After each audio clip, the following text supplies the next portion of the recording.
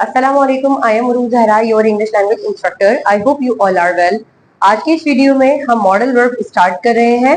Modal verbs होते क्या हैं? पहले हमें ये समझना जरूरी है कि मॉडल वर्ब्स क्या होते हैं।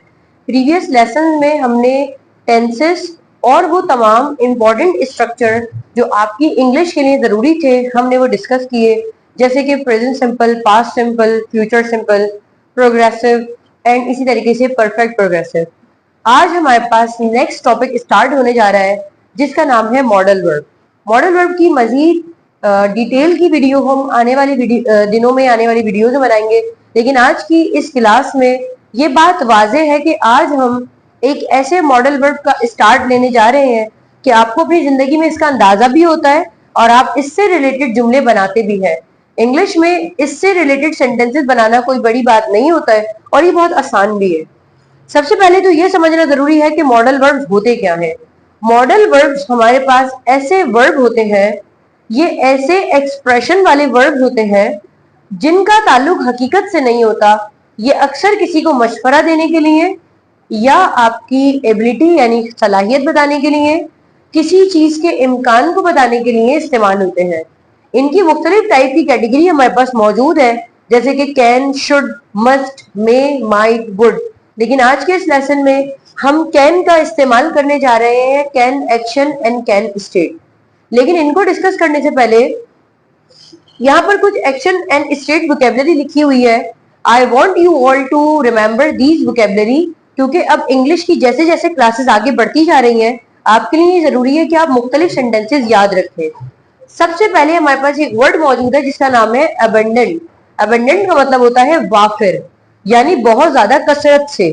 अगर मैं कहती हूं कि यहाँ पर यानी पाकिस्तान में कसरत से दरख्त मौजूद है, the trees are in abundance, या फिर the number of trees in Pakistan are abundant. तो अबंडेंट का मतलब होता है वाफिर, बहुत ज्यादा, अबंडेंट वाफिर मिकदार में। सेकंड है एक्सिलरेट। एक्सिलरेट का मतलब होता है बढ़ाना, तरक्की करना या फिर इंक्रीज करना। फॉर एग्जाम्पल, मैं अपनी परफॉर्मेंस बेहतर कर रही हूँ। मैं अपनी परफॉर्मेंस बेहतर कर रही हूँ अकॉर्डिंग टू प्रेजेंट प्रोग्रेसिव है। I am accelerating my progress. Accelerate का मतलब होता है बढ़ाना। आपके पास बाइक में भी एक्सिलरेटर होता है जिसका मतलब होता है एक्सिलरेट यानी बढ़ाना। तो एक्सिलरेट का लफ्जी मतलब है बढ़ाना यानी इंप्रूव करना। मैं अपनी परफॉर्मेंस बेहतर कर रही हूँ, I am accelerating my performance. Beneficial. Beneficial का मतलब होता है फायदेमंद। ये एक ऐसी वोकेबलरी है, अगर आप कहते हो कि ये मेरे लिए बहुत इंपॉर्टेंट है तो इंपॉर्टेंट की जगह आप कहें it is beneficial for me, तो बेनिफिशियल ज्यादा अच्छा है एज कम्पेयर टू इंपॉर्टेंट। इसके बाद है कॉन्ट्रीब्यूट। कॉन्ट्रीब्यूट का मतलब होता है हिस्सा डालना, किसी चीज में शमूलियत करना, किसी चीज में अपना पार्ट अदा करना। फॉर एग्जाम्पल, हम लोग अपने मुल्क में खिदमत करके कोई हिस्सा अदा कर रहे हैं, we are contributing in our country. अब हम कुछ भी कर रहे हैं, कॉन्ट्रीब्यूट कर रहे हैं, हिस्सा डाल रहे हैं, कॉन्ट्रीब्यूट। इसके बाद है एम्फेसाइज। एम्फेसाइज का मतलब होता है किसी चीज पर या किसी कहे हुए लफ्ज पर जोर देना। आई एम्फेसाइज यू, मैं तुम्हें इसरार करती हूँ, तुम्हें जोर देती हूँ कि तुम कोई काम करो। आई एम्फेसाइज यू अबाउट स्टडीज, मैं तुम पर जोर देती हूँ कि तुम पढ़ो। आई एम्फेसाइज यू अबाउट वर्क, मैं तुम्हें काम के हिसाब से जोर देती हूँ कि तुम काम करो। इसके बाद है इनहेंस। इनहेंस का मतलब होता है बेहतर करना। Enhance, I want to enhance my skills. Enhance का मतलब क्या होता है? बेहतर करना, इसको हम इम्प्रूव भी कहते हैं। इसके बाद है फ्लक्चुएट। इसको हम फ्लक्चुएट का मतलब होता है उतार चढ़ाव होना। You are fluctuating in your performance, आप अपनी परफॉर्मेंस में उतार चढ़ाव कर रहे हो। You are fluctuating in your performance. इसके बाद है जस्टिफाई, मीन्स जवाब देना। आपने किसी से कुछ वजह मांगी, उसने कोई आपने इल्जाम लगाया, उसने वजह दे दी, that is called the answer. लेकिन अब वो मजीद वजाहत दे रहा है, जिसको हम कहते हैं कि भाई क्यों जस्टिफाई कर रहे हो, क्यों जवाब दे रहे हो, क्यों फजूल वजाहत दे रहे हो, इसको हम कहते हैं जस्टिफाई। इसके बाद हमारे पास मजीद वोकेबलरी है ऑप्टिमिस्टिक। ऑप्टिमिस्टिक ऐसे इंसान को कहते हैं जो मुस्तकबिल को लेकर काफी ज्यादा पुरुम्मीद हो। अगर मैं कहती हूँ कि मैं हमारे मुस्तकबिल को लेकर बहुत ज्यादा पुरुम्मीद हूँ, I am optimistic about the future. I am optimistic about the future. इसके बाद है प्रॉस्पेरिटी। प्रॉस्पेरिटी का मतलब होता है खुशहाली। अगर मैंने कहा कि ये हमारी खुशहाली है, इट इज आर प्रॉस्पेरिटी, ये हमारी खुशहाली है, इट इज आर प्रॉस्पेरिटी। इसके बाद है प्रोफिशिएंट। प्रोफिशिएंट का मतलब होता है माहिर। मैंने कहा आप अपनी फील्ड में माहिर हो, you are proficient in your field. Effective, फायदेमंद, ये भी बेनिफिशियल ही है। इफेक्टिव, मैंने कहा कि ये जो है ये पॉलिसी बहुत ज्यादा अच्छी है, the policy is effective. Beneficial दोनों एक ही है। हार्मफुल, नुकसानदेह, ये इसका अपोजिट हो जाएगा। मैंने कहा कि ये काम तुम्हारे लिए नुकसानदेह है। काम को हम क्या कहते हैं? Act, ACT act. मैंने कहा ये काम तुम्हारे लिए नुकसानदेह है, this act is harmful for you. इसके बाद है डिटरमाइन, इसे हम डिटरमिन्ड भी पढ़ते हैं। डिटरमिन्ड कहते हैं ऐसे इंसान को जो बहुत ज्यादा पुर उम्मीद हो। I am determined about my future, you are determined about your future.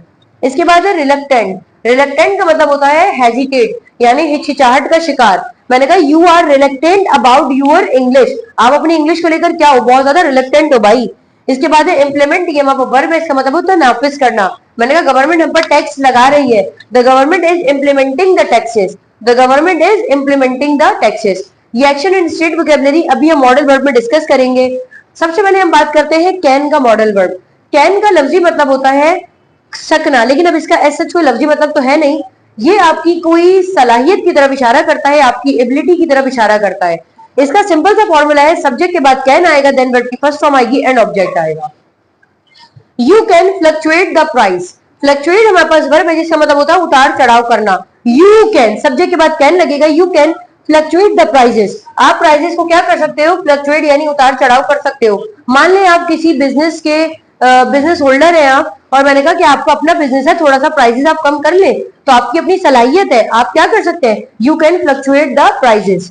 इसके बाद है we can accelerate the progress. Accelerate का मतलब हमने देखा तेज करना, we can accelerate the progress. हम लोग प्रोग्रेस को क्या कर सकते हैं? तेज कर सकते हैं, we can accelerate the progress. कोई लेक्चर है, मैं लेक्चर दे रही हूँ, आपने कहा टीचर समझ आ गया, तो now I can accelerate my lecture, कि मैं अपने लेक्चर को क्या कर सकती हूँ? तेज कर सकती हूँ। यानी अगर आपको बेसिक समझ आ गया तो मैं आगे चलती हूँ। दे can contribute in work. Contribute का मतलब होता है हिस्सा डालना। वो लोग काम में क्या कर सकते हैं? हिस्सा डाल सकते हैं। They can contribute in work. And I can emphasise. Emphasise का मतलब क्या होता है? जोर देना, इसरार करना। I can emphasise you, I can emphasise you. भाई मैंने कहा कि मैं तुम्हें इसरार कर सकती हूँ। As a instructor I can emphasise you to do work, you can emphasise me about taking the classes. अगर एक टीचर है वो क्लास लेने नहीं आ रहा है, एज ए स्टूडेंट आपका राइट है आप एम्फेसाइज करें, आप बात करें कि भाई आप क्लास लेने आए। तो as a student if you have the authority to do any work और मेक द वर्क डन, तो आप बोल सकते हैं आई कैन एम्फेसाइज यू।